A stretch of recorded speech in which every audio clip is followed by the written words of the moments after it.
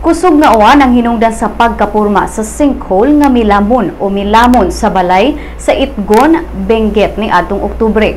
Matod gini sa report sa Mines and Geosciences Bureau kon MGB nga gipagawas sa miaging buwan. Midahili ang yuta ni atong Oktubre 22, pipila ka adlaw human miigo ang bagyong Lando sa Luzon nga nagdala og uwan nga susama og dakon sa usa ka buwan nga uwan.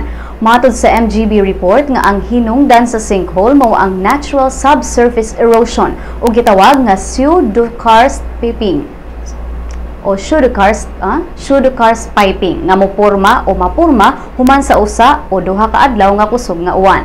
Gawas niini gipunto usab sa maong report nga posible sab nakatampo sa pagpurma sa sinkhole ang mga kalihukan sa tao. Mukabat sa 20 metros nga gilawmon ang maong sinkhole. Apan nagtuo ang mga minero sa maong dapit nga adunay kalabutan sa sinkhole ang tunnel nga gikawt sa 90 metros.